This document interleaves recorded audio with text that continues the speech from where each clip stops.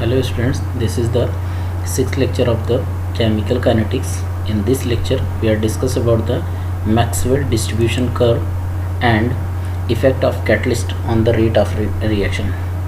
Students, in previous lecture we are discuss about the Arrhenius equation. According to Arrhenius equation, let us see, according to Arrhenius equation, as the temperature of the reaction increases, then the speed of reaction also increases 2 or 3 times. Okay, as if we increase the temperature approx 10 degree, then the reaction will be increases 2 or 3 times. Okay, so this will be also explained on the basis of Maxwell distribution curve. Maxwell distribution curve, according to this curve, let us see Maxwell distribution curve. According to Maxwell distribution curve, along this axis, y axis, this is the fraction of molecule. Along the x axis there is the energy term. Okay, and this graph shows the number of molecules. Okay, this graph shows the number of molecules, total number of reactant molecules. Okay, total number of reactant molecule at temperature T1. There is this fraction of molecule, this fraction of molecules, which gives the effective collision, and that this fraction of molecule undergoes into product. Okay, at T1 temperature is less and T2 temperature is greater, yani T2 is greater than T1. Okay, now but when the temperature is increases, then we know that the rate of reaction will be increases according to Arrhenius. Then rate of reaction will be increases. Why? Due to the increase in the fraction of number of molecules which are activated. Okay, पहले बेटा इतने molecules हमारे activated होते थे, ठीक है, T1 temperature पे इतने मॉलिक्यूल्स होते थे, तो रेट ऑफ रिएक्शन जो हमको मिलता था इतने मॉलिक्यूल की वजह से मिलता था. अभी क्या है कि अभी हमको क्या है कि जब हमने टेम्परेचर बढ़ाया तो हमको ये इतने फ्रैक्शन मॉलिक्यूल्स के और भी मिल गए हैं. ठीक है, इतने फ्रैक्शन मॉलिक्यूल्स को हमको और भी मिल गए, तो रेट ऑफ रिएक्शन ऑब्वियस सी बात है बेटा बढ़ जाएगा, क्योंकि टेम्परेचर बढ़ाने पे क्या होता है, मॉलिक्यूल्स की एक्टिवेशन टेंडेंसी क्या हो जाती है, उनको एक्टिवेटेड होने की टेंडेंसी ज़्यादा हो जाती है, मीन्स उनकी एनर्जी बढ़ जाती है, तो ज़्यादा से ज़्यादा मॉलिक्यूल हमारे क्या हो जाते हैं, एक्टिवेटेड हो जाते हैं. ठीक है ना, तो इस वजह से क्या होता है कि टेम्परेचर बढ़ाने पर रेट ऑफ रिएक्शन बढ़ जाता है. ठीक है, तो यहाँ पे देख लीजिए, हमने मेंशन किया है, this part shows number of molecules having energy E are equal to और ग्रेटर देन ई ए. ठीक है, और पहले में क्या है, यहाँ पे देखिए, यहाँ पर भी बेटा क्या है, fraction of molecule. This part shows the number of molecule having energy E or greater or equal to EA, effective collision, that gives the effective collision. Okay, so according to Maxwell distribution curve, if we increase the temperature, then the number of molecules should be same, number of molecule की संख्या तो same रहेगी, but on increasing the temperature fraction of molecules having energy E are equal to or greater than EA, activation energy, if we increase also increases. As a result of this, effective collision increases, and therefore rate of reaction also increases with increasing the temperature. Okay, this is clear. Okay, now the next topic is effect of catalyst on the rate of reaction.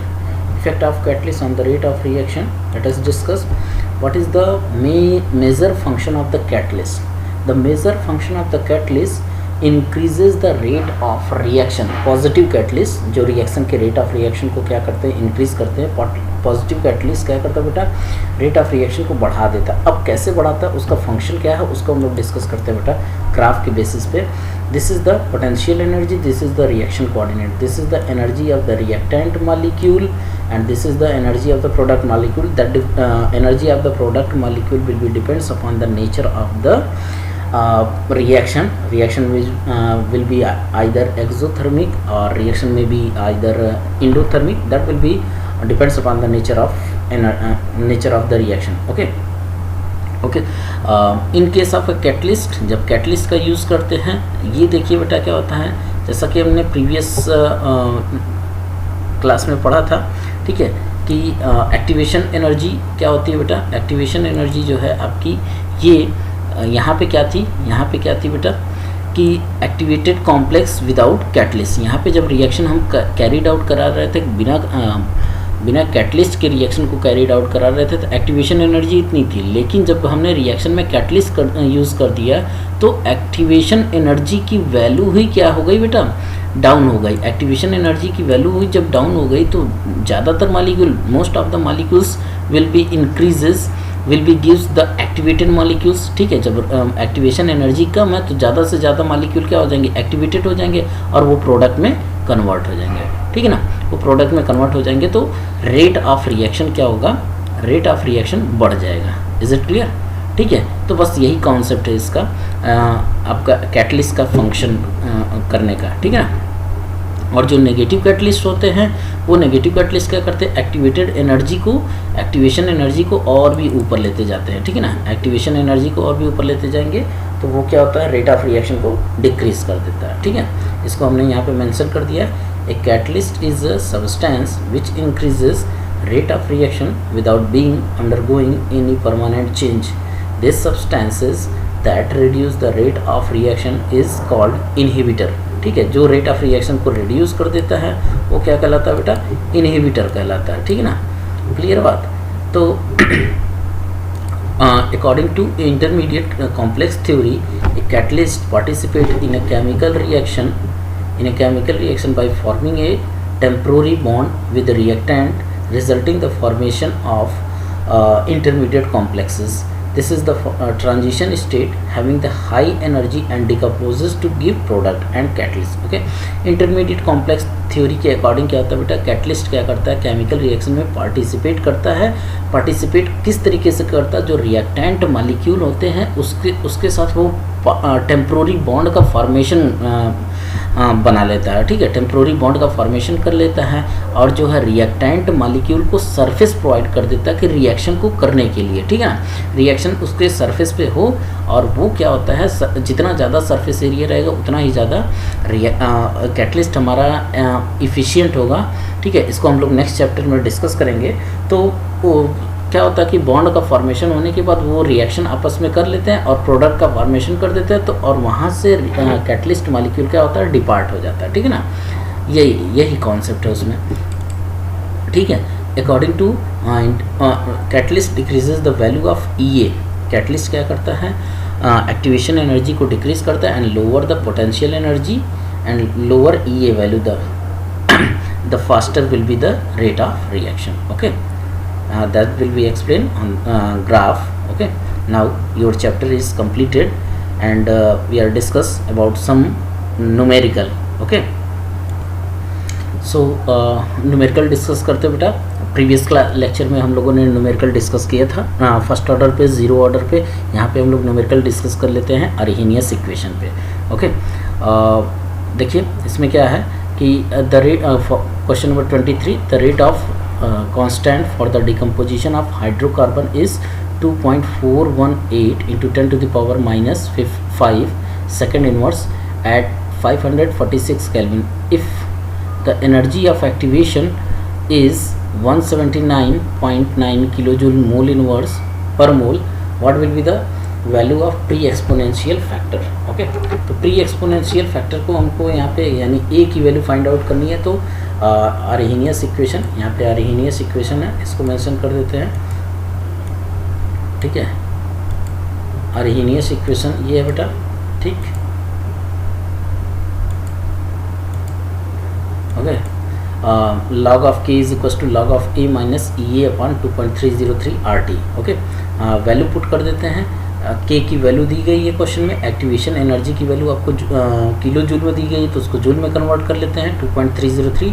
Are की value 8.314, 5 into 546 की value रख देते हैं। किसकी value है ये, आपकी absolute temperature, ठीक है। तो ये आपकी लॉग ऑफ ए की वैल्यू आ जाएगी, ठीक है ना बेटा, सॉल्व करने पे। अब उसके बाद क्या करेंगे, इसको एंटी लॉग में कन्वर्ट कर देंगे। एंटी लॉग देखना हमने आपको बताया ही है। तो 12.5924, तो पॉइंट के इस साइड की वैल्यू, पॉइंट के इस साइड की वैल्यू हम लोग इसमें देखते हैं, ठीक है। 0.59 के 2 में मीन डिफरेंस 4 में देखते हैं, ठीक है।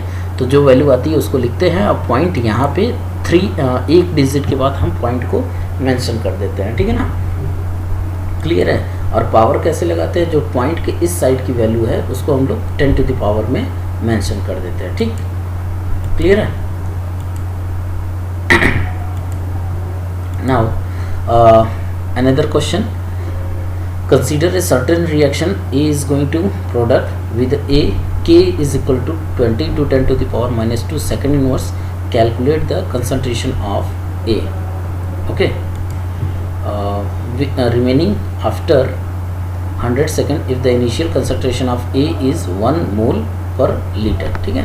तो 1 मोल पर लीटर है बेटा। तो आपको क्वेश्चन दे दिया गया है, इनिशियल कंसंट्रेशन 1 मोलर कंसंट्रेशन का दे दिया गया है ना। आपको किसकी वैल्यू फाइंड आउट करनी है, आपको फाइनल कंसंट्रेशन की वैल्यू फाइंड आउट करनी है, ठीक है ना। फाइनल कंसंट्रेशन आर की वैल्यू, जैसे हम लोग लिखते हैं A/A माइनस एक्स, तो वहाँ पे A/A माइनस एक्स की जगह इसको एक्टिव मास ऑफ आर लिख दिया गया है, ठीक है ना, क्लियर है, ठीक। अब क्या करना, वैल्यूज़ को रख देना हमारे पास।